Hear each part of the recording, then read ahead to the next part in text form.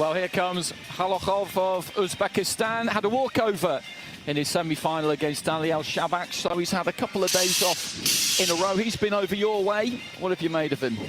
He has been electric. Abdumalik Halakov, incredibly athletic, very disciplined in his approach, capable of boxing out of either stance.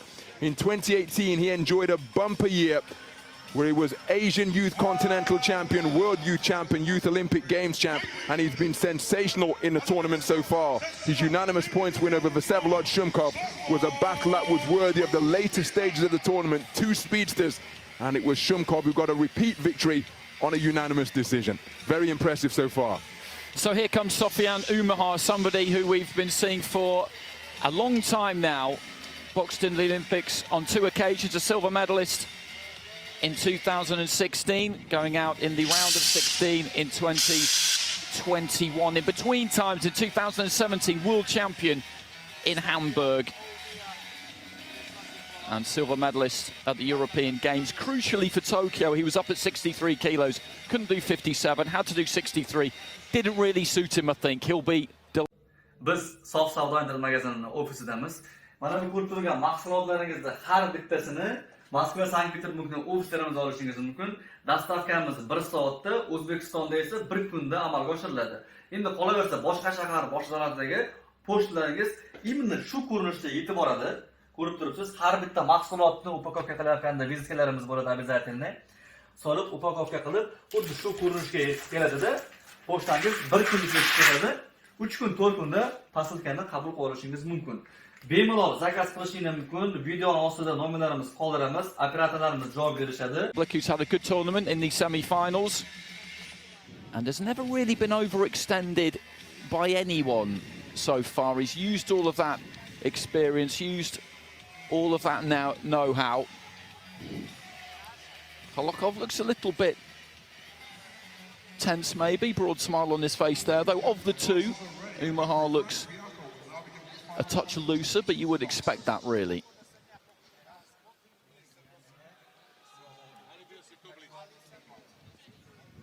Frank Fiacco of Canada with the final instructions. So Halakov in red, Kazakhstan. Umahar, France in the blue. Gold medals so far for Kazakhstan and Japan. Halakov quickly to the center of the ring. Looks for that right hand to the body.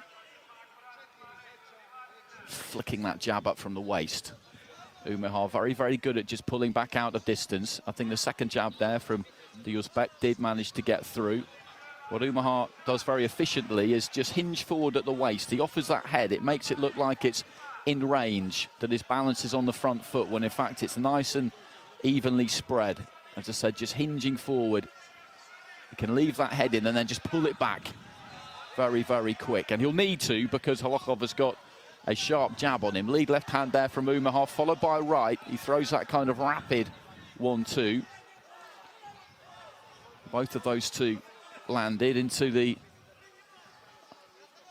second minute almost of the first round. Right hand aimed there by Halakov. You see him with those low gloves, just ready to pounce. There's a good combination. Jab to the body right up top.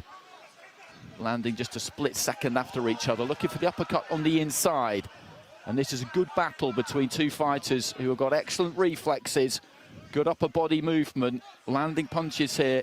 It's going to be hard. They'll be at an absolute premium. Halakov with a good combination there. And he's dictating terms at the minute. Umahar is fine boxing off the back foot. He will give that ground. He'll concede it voluntarily most of the time. He'll prefer his opponent coming onto him. But you just get the feeling here that Halakov is the one setting the agenda. He's doing more what he wants to do rather than the other way around. Again, the right hand there from Halakov, I don't think quite got through that time. Just blocked off by the guard. Jab, lead hand there from the fighter in red. Just about made it quite square there as he came, and Umahar came back in with a combination, then looked for that long right hand. And again, look at the upper body movement in there at close quarters. It's like watching something out of the Matrix at times. These two just able to tilt back from the waist, employ that lateral movement. which is extremely taxing, physically very, very tiring. Heading towards the final 30 seconds.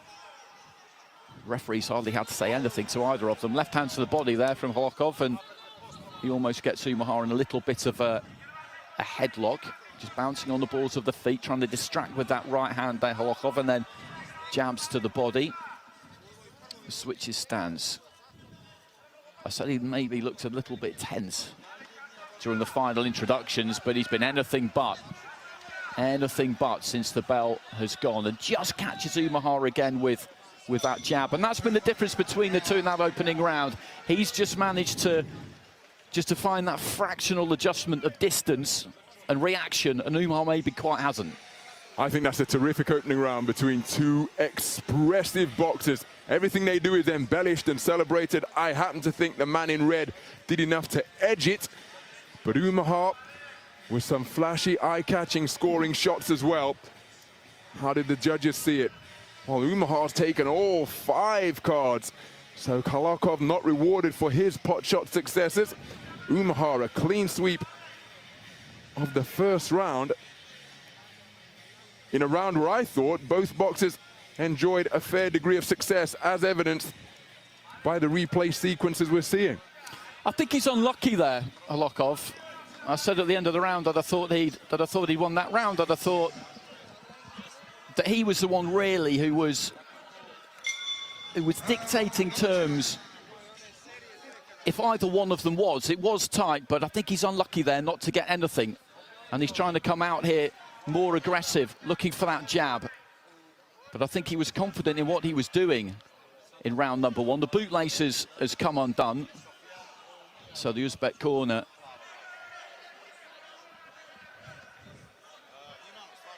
just attending to that. Just 12 seconds into round 2. And at the start of the round, he's come out nice and quick, looking to try and throw that 1-2. Jab to the body, stiff jab to the body. And there's not quite as much movement now from Halakov. He's looking to sit down on those punches slightly more.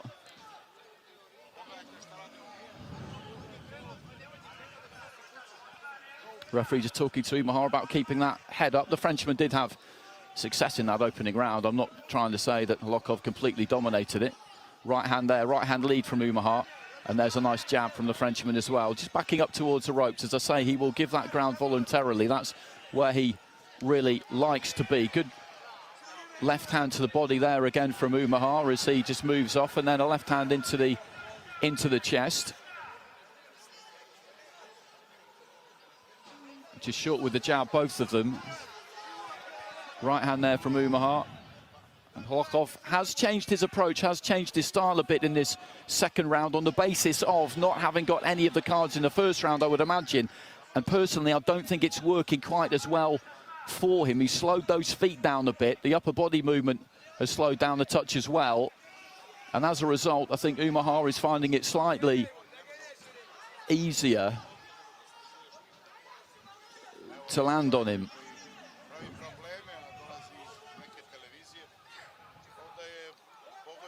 So just past the midway point of the round.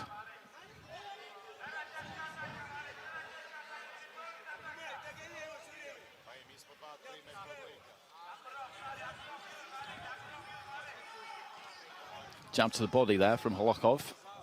Umahar just waving those gloves, a studying concentration there as again he just creeps back, looking to give himself slightly enough room. An elaborate kind of hitch kick there in the centre of the ring from Halakov, and that's the kind of thing we haven't really seen in the first couple of minutes of the round. Again, this is tight. Umahar just standing rock solid in the middle of the ring there. There's that rapid 1-2. He's got very quick hands. Right hand again there from the Frenchman, a kind of rapier-like shot. Remember, Umahar took it with all 5 judges in that first round. And there are those quick hands again. The French corner. Well, this time it's them who will have to get that bootlace tied. I'm just looking at the Uzbek corner away to our right-hand side. There's a lot of urgency in there. They're looking for the right hand from him, I think, is the communication there final 20 seconds of the round, and I do think he needs a good finish to the round here. Halakov, there's the jab from him, but Umahar just working on the inside, and the referee had given the call to stop. Umahar indicating to Halakov that he hadn't really heard it as we go through into the final few seconds. Right hand off the ropes there from Umahar, and I think on the basis of the scoring of the first, he did change what he was doing there, Halakov, and I don't think it worked quite as well for him. We'll see with the judges. Indeed, my impression was that Umahar did enough to take that second round. Remember, he took the first round unanimously, and he's taken the second round in the exact same fashion. Credit to Halakov by trying to implement a change after conceding the first round for all of the judges. But he's got a real difficult task now going into the third and final round, because he's 20 points to 18 down for all of the scoring judges. And again, Umahar so experienced, the Frenchman. Nothing he hasn't seen at this level of boxing. He's experienced disappointments. Here he's dealing with a 21-year-old phenom, and you just get the sense that that experience is a crucial advantage in his favor, and he's just managing to pose some questions that the 21-year-old has never experienced before. He's just a very, very clever fighter. 2 points up on all 5 of the cards. As mentioned, we do feel that the fighter in red, Halakov, was maybe a bit unfortunate not to get something in the first, but Umahar won that second round, and he has his method. He boxes the same way, really, whatever comes at him, because it's worked so well for him. As I said, right at the very start of the coverage, he trusts it. And you have to hold your nerve in this sport more than any other, particularly in this 3-round format. Yes, you need to make the adjustments, but you don't necessarily need to overreact.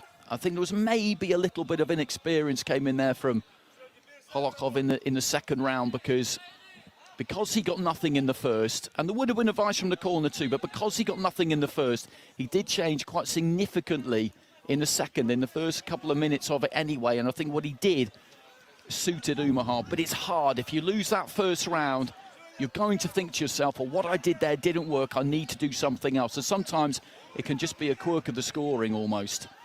So a minute down in round 3, Halakov just setting his feet there, digging those toes in and trying to plant that left hand to the body. Umahar with a big kind of flighty left on the move, and the feet clashed and down he went. I said it in the first round, but what's been really good about this too is that our man in the middle there, Frank Fiacco's, barely had to say a word. Barely got involved in this at all. It's flowed well, this fight. Midway through the round, Umahar switches those feet quick and then looks to try and throw a right hand over the top.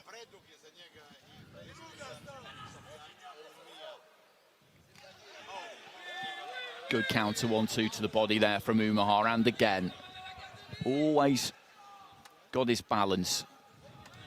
When he's looking to avoid punches, he's able to throw on the move from unusual angles, but he's actually set and punching off a solid base a lot more than you might think.